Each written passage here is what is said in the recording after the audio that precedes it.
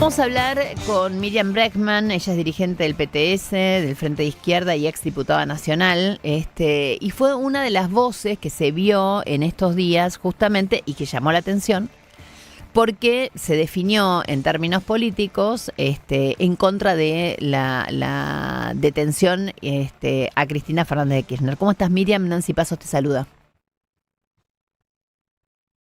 ¿Qué tal? Buenas tardes para ustedes. Me dio gracia porque como se conectó, para los que nos estén mirando por YouTube online, la veo de golpe y le hago, la saludo con la manito, ¿no? Como si me sorprendiera. Bueno, no, fue muy gracioso. Miriam, vamos por partes y que es lo siguiente. Contame primero, Sí. cortito, digamos, qué pensaste y qué crees que está pasando con la justicia en la Argentina, porque básicamente de eso hay que hablar, ¿no? Bueno, la justicia acaba de sumarse a una avanzada antidemocrática profunda que estamos viviendo y sumarse dando un salto muy, muy complejo, ¿no? Con el fallo en la- a Cristina Fernández de Kirchner, además se arroga el derecho de decidir quién puede ser candidato o candidata en la Argentina. Y esto me parece sumamente complicado porque tiene serios antecedentes internacionales, es decir, no es algo que lo acaban de inventar en el Poder Judicial argentino, sino que más bien el Poder Judicial argentino se pone a tono con las políticas que desde el Departamento de Estado de Estados Unidos, desde hace unos años, vienen implementando para la región. Esto es una serie de leyes o de fallos en su defecto, donde se reserva al Poder Judicial como aquel que interviene en los países para decidir quién puede ser candidato o candidata o directamente eliminar del juego político a alguien con una condena judicial y encarcelamiento, como fue el caso de Lula, y que ayudó a que después Bolsonaro pueda ser presidente de Brasil. Así que me parece que la definición, si tengo que ser breve, es esa, una avanzada antidemocrática muy profunda. Vos haces un comparativo entre lo que, porque lo conectaste obviamente con una bajada de línea del Departamento de Estado o de digamos, el poder permanente de Estados Unidos, si se quiere, y que piensa que en su momento se hablaba de eso cuando fueron todos los golpes de Estado en Latinoamérica, ¿no? Estamos hablando de la década del Sí. 70. Vos decís que esta sería la nueva versión de cómo involucrarse y tomar decisiones en la política local. Sí, es una buena comparación, Nancy, porque bueno, yo precisamente soy docente en la Facultad de Derecho y una de las cosas que explico en la cátedra es esto, el Plan Cóndor y la Claro. coordinación represiva en el cono sur a manos de Estados Unidos y cómo se empieza a partir del golpe de Estado en Chile del 73, septiembre del 73, se empieza a pergeñar esa coordinación represiva.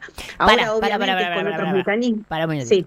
Volvamos a esto. Tenemos una profesora universitaria. Nos viene muy bien en este momento. Así, y da esta cátedra. Así que nos corremos, digamos, de la entrevista y vamos a escuchar entre todos una linda lección. Contanos qué fue el Plan Cóndor. Bueno, el Plan Cóndor fue la coordinación represiva que a partir del golpe de Estado, como te decía, en Chile, en septiembre del 73, se empieza a hacer como una idea de la CIA de Estados Unidos, primero como una coordinación de los servicios de inteligencia, luego esto se aplica hasta que tuvieron centros clandestinos de detención donde pasaban personas de los distintos países, es decir, después la colaboración se hace bien, bien concreta. Y a partir del año 74 se empiezan a hacer reuniones donde se van coordinando esta represión. Argentina participa desde el 74, a pesar de que acá todavía había gobiernos constitucionales, pero recordarán, Nancy, que desde el 6 de noviembre del 74 hay estado de sitio en la Argentina. Entonces Exacto. Argentina también se empieza a sumar, y bueno, hay países que se suman después, como Perú, pero empieza una fuerte coordinación entre Chile, Argentina, Uruguay y otros países de intercambio de información primero y después directamente de intercambio de prisioneros o liberando zonas para que se pueda secuestrar a determinadas personas en un país y en otro. Yo soy querellante en una causa donde en el año 77 la patota de la ESMA va a realizar un operativo en Uruguay y lo realiza junto con las fuerzas conjuntas uruguayas, es decir, había una coordinación muy, muy profunda. Esto obviamente no es así en la actualidad, más allá de que hay mucha injerencia de Estados Unidos a través de las agencias de inteligencia, pero lo que hay es a través del Poder Judicial algo que sería como una especie de entrenamiento, ¿no? Llevan a jueces y fiscales de los distintos países a Estados Unidos y allí los van formando como antaño lo hicieron en la Escuela de las Américas en Panamá. Esta coordinación yo la divido, esto es a grosso modo, pero la divido en dos formas. Una, las acusaciones por corrupción, se empiezan a impulsar en los últimos años convenciones contra la corrupción para controlar a gobiernos o a funcionarios que no los consideran directamente amigos o para favorecer a otros que entienden que le van a ser mucho más fieles en la defensa de sus intereses imperiales. Y para esto, como te digo, es la corrupción. Después tienen otra acusación más amplia, que tampoco es exclusiva de Estados Unidos, que es la acusación de terrorista para todo aquello que quieran eliminar. Lo usan mucho, por ejemplo, en nuestra región a través de criminalizar a las organizaciones de la comunidad mapuche en Chile y en otros lugares. Bueno, la acusación de terrorista para los que luchan, la de corrupción para los funcionarios y gobiernos. Esto me parece que es algo que hay que estudiar mucho más, pero que evidentemente, si vos te fijás, Nancy, cuando se aprueban estas convenciones, aparecen como leyes muy similares en toda la región. En Argentina, la ley de ficha limpia, que hace mucho tiempo que vienen intentando aprobar, la ley del arrepentido, la de delación premiada se llama en Brasil, o la propia ley también de ficha limpia en Brasil, que Lula la aprueba y termina él siendo víctima de esta política de Estados Unidos. Ahora, ¿no? tengo una Pero pregunta, son, Miriam. leyes para controlar. Queda Sí. clarísimo. A mí me queda claro todo esto. Me encantaría además después, digamos, ahonдар un poco en el plan Cóndor en el sentido de, viste que en determinado momento en Estados Unidos sacan digamos, el secreto de determinadas informaciones. ¿Vos sabés si Sí. sobre el plan Cóndor en sí mismo se activaron algunos documentos secretos o algo de eso? Bueno, mira, me haces una pregunta muy oportuna y que le sirva de mensaje al Poder Judicial, Nancy, porque estoy pidiendo eso. En una de las causas en la que soy querellante junto a mi compañera Alejandrina Barri, estamos pidiendo que se preserve esa información y a través de la Embajada de Estados Unidos, que también se pida a Estados Unidos que nos dé la información porque Alejandrina, teniendo 2 años y medio, fue víctima del Plan Cóndor.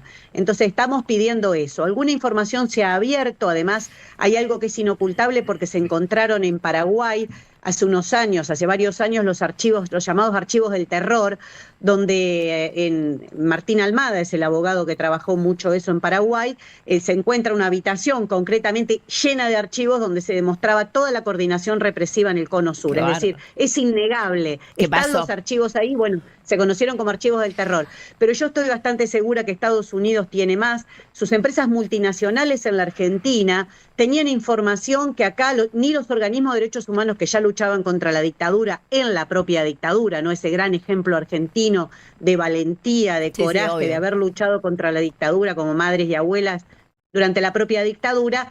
Algunas empresas multinacionales, me consta porque lo he utilizado en algún alegato, en alguna causa, ya tenían información, por ejemplo, del destino de las monjas francesas a los pocos días de que habían sido Qué bárbaro. secuestradas. Es Y impresionante. desde la ESMA se quería decir que había sido un operativo de montoneros, fraguaron una bandera, le hicieron a un secuestrado pintar una bandera que decía montoneros atrás y sacarles una foto para hacer creer a la opinión pública que Montoneros la tenía secuestrada, pero fíjate que estas empresas multinacionales a través de su embajada ya se habían enterado que ellas estaban en la ESMA, que luego son arrojadas al mar, ¿no? Totalmente. Así que coordinación en serio había, nada de simbólico. Sí, sí, nada simbólico ni nada por el estilo, queda clarísimo. Miriam, te llevo acá y te hago una pregunta muy concreta. La izquierda nunca gobernó en la Argentina. O sea, ustedes no tienen Sí. historial, digamos, relacionado con el poder y toma de decisiones, por ende tampoco se les puede acusar de corruptos, ¿no? Pero básicamente, no digo porque sean más o menos morales que otros partidos políticos, sino porque nunca manejaron ninguna caja. Esto hay que decirlo. Ahora bien, digamos, ¿qué pasa con justamente los partidos populares y el tema corrupción? Más allá de esto que yo lo tomo y estoy absolutamente de acuerdo. O sea, ¿cómo te llevas con eso? ¿Cómo te Sí. emparentás con eso? ¿No? O sea, ¿cómo te enfrentás vos, que digamos no tenés que dar explicaciones de cómo vivís, con situaciones concretas en las cuales uno dice, está bien, está clarísimo que acá fueron de más, pero, digamos, todo lo que se dice, no en el caso de Cristina, sino en general, todas las causas de las cuales hemos vivido los últimos años, periodísticamente hablando, los bolsos de López, por decirlo, ¿no? ¿Cómo lo emparentamos? ¿Cómo lo lees vos, digamos, desde tu militancia de izquierda? Bueno, es muy interesante, Nancy, lo que decís, porque, bueno, nosotros igual, obviamente, no ocupamos lugar en el Poder Ejecutivo del Estado, pero somos diputados, tenemos concejales, tenemos legisladores, y tampoco nunca nos pudieron acusar de corrupción, ni de tener un cueider, ni que nadie venda su voto. Así que algún contacto tenemos, y al revés, lo que hacemos con Nicolás del Caño y con mis compañeros y compañeras es donar gran parte de nuestras dietas a las luchas, para sostener las luchas y cobrar como un docente o cobrar lo mismo que cobrábamos en nuestra vida privada. Así que es otro debate, pero está bueno aclararlo. Mira, yo creo que la corrupción es intrínseca al sistema capitalista, a estas democracias capitalistas. De hecho, en Argentina, si pensás un poquito más atrás, digo, para no atarlo a los últimos hechos, se acuñó esa frase de la patria contratista. ¿Y la patria contratista qué era? Eran contratos con el Estado que ganaban las empresas que vivían amigas de eso, del poder, del cual, sí. Amigas del poder, como la de la familia Macri, ¿no? Que ahora se pone en juzgador moral y hace tweets evaluando el avance de la justicia en la causa de Cristina Kirchner. Macri, el intocable Mauricio Macri, que no fue juzgado, que logra siempre zafar de la justicia en las causas de contrabando, en las causas por el correo, en todas las causas él tiene un halo que lo protege. Pero recordarás que se dio a llamar esta palabra la patria contratista porque eran los enormes contratos de estas empresas con el Estado. Así que yo creo que es una discusión profunda, y creo que el que se mezcla la gestión de esos negocios capitalistas mayormente termina involucrado en casos de corrupción. Que hubo corrupción o no en el caso de Cristina Kirchner, en el gobierno, de Cristina Kirchner, no lo niega ni ella. Recordarán que ella misma dijo, bueno, José López tendría que explicar quién le pagó la coima, es decir, no negó que había hechos de corrupción en su gobierno, lo cual le da una responsabilidad política. Acá lo que estamos hablando de la responsabilidad penal, que es algo muy distinto, y cómo esta causa se instrumentan haciendo un recorte de realidad, porque como te decía recién, nadie puede soñar que Mauricio Macri va a ser juzgado por todo eso, ni por la estatización de sus deudas privadas en el 82, ¿no? Que se hizo bajo la dictadura, o que todavía no tenemos una sola noticia de un escándalo monstruoso a cielo abierto, como es el escándalo de Libra, que involucra al presidente de la Nación, porque ¿cómo puede ser que todavía no sabemos nada si se hizo por medios digitales, si se hizo a cielo abierto y todavía no se investiga nada? Entonces es evidente que el Poder Judicial tiene una decisión política de avanzar sobre un sector, de proscribirlo, y yo cada vez que veo un avance antidemocrático, por más que denuncie, por más que yo marché, por ejemplo, en la causa de la masacre de Once, acompañé a los familiares, pueden encontrar fotos mías movilizándome desde el primer momento con ellos, yo creo que acá, en este caso concreto de Cristina Kirchner, es cancha inclinada total, ¿no? Porque se hace un recorte de realidad, los jueces y fiscales nos cuentan, a quien quiera escucharlos, que ellos están relacionados con Mauricio Macri, que van a jugar al fútbol a los Abrocos o al pádel a la Quinta de Olivos. Es decir, es una causa que no tiene los mínimos estándares para que sea creíble. Por eso me parece que estamos todos discutiendo esto, y que nadie te puede decir se hizo justicia. Lo sumo dicen se merece la condena, aquellos que creen que tiene que ser condenada, pero que se hizo justicia en el sentido estricto de que hubo un juzgamiento imparcial, lo que pasa que evidentemente eso mismo, no. digamos, cuando vos de ese lado se ve así y del otro lado te dicen, claro, dicen que la cancha está inclinada, pero no dicen ella es inocente. ¿Entendés lo que te digo? Digo, tanto de un lado como el otro, esto divide aguas de tal manera que, digamos, todos justifican lo injustificable, para decirlo de alguna manera. Sí, pero mira, ¿sabés qué pasa? Que cuando vos tenés decir que hay una justicia totalmente parcial, que se pone a tomar mate el fiscal con el club Liverpool, y que ese club es el que juega en la Quinta Los Abrojos de Macri, eso ya está, ya no. Yo después te puedo discutir cómo se incorporan los chats que se incorporan a la causa, o por qué se saltean la reforma del 94, que dice que los jefes de gabinete están en el medio de la cadena de responsabilidades y los separan. Podemos hacer discusiones jurídicas, aunque yo no soy experta en esa causa, porque no la conozco solo por información periodística, pero leí la reforma del 94. Entonces, por más que sea una información periodística, el cheque es raro, acá se saltearon una parte, pero a los jefes de estás gabinete haciendo un recorte de realidad muy evidente para involucrar a unas personas y dejar a a fuera a otra. Eso queda clarísimo. Sí. Miriam, pensar a futuro digo, claramente el campo nacional y popular se tiene que juntar después de lo que de lo que está arrasando Milei en términos reales y en términos de Estado, ¿no? No quiero apurarte, pero la pregunta es, esa foto de ustedes en el PJ, obviamente, a muchos, sobre todo peronistas, los entusiasmó. Queda ahí, ustedes van a seguir siendo el partido de izquierda y no hay posibilidad de alianza electoral. ¿Qué onda eso? ¿O ya me estoy yendo a la mierda yo con las preguntas? No, es un poco rápido. Yo veo que van todos un poco apurados, pero... Está bien, me quedo con eso, me quedo con eso, me quedo con que es un poco rápido. Me parece que no te quedes con eso, pero hay una unidad que se tendría que haber dado, o sea que venimos atrasados, no apurados, que es la unidad en la lucha en las calles. Es inexplicable. La CGT, que se dice peronista, que el peronismo dice y se ufana a dirigir la CGT, tienen que dar una explicación. ¿Cómo puede ser que se convirtieron en una cuenta de Twitter y que lo único que hacen es tuitear y que dejaron en banda todas las luchas? En este momento hay muchísimas luchas en curso. Los trabajadores de Orgalo, de Morbillo, del Hospital Garrahan. Bueno, ayer vos sabés que te voy a decir algo, sí. Un sabor amargo que me dio la marcha, insólito, porque para todo el mundo fue espectacular y qué sé yo. Digo, ¿cómo no se dieron vuelta y fueron hasta el Congreso, que estaban los jubilados? También, por eso coincido. Entonces, hay una unidad, ya que todos hablan de la palabra unidad y le dan una carga emotiva muy fuerte, que es esa.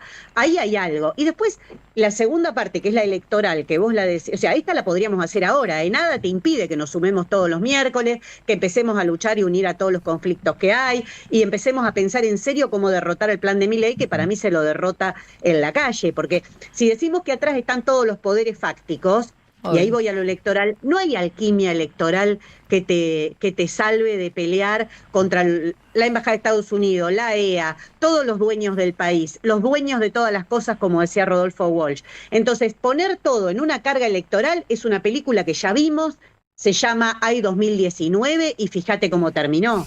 Entonces, suena hermoso decir que esto lo vas a arreglar votando en el 2027. Va a quedar un montón de gente en el camino. Total. Para empezar. Y segundo, que yo no creo que se pueda evitar la lucha. Yo la imagen que veo es que hay que salir a pelearla, que hay que derrotar el plan de Milei, el plan del FMI, y que para eso más bien el camino es el camino del cordobazo que hirió de muerte una dictadura como la de Onganía. Es la unidad de todos los estudiantes que han salido a pelear, de los trabajadores con sus propios métodos, peleando en el lugar donde nuestras luchas son decisivas, que es la calle. Y déjame decirte una cosita más. Ya hubo otro fallo, para volver de nuevo a la justicia, ya hubo otro fallo muy agraviante, como fue el fallo del 2x1 a los genocidas, y lo derrotamos en la calle, no con discursos en el Congreso. Totalmente. Así que me parece que no, aquellos que buscan alquimias para evitar luchar, la verdad, me parece que con tanto detrás no se lo va a derrotar así. Queda clarísimo. Te mando un beso grande, Miriam. Me haces acordar a mi adolescencia. Ya estoy así, mira.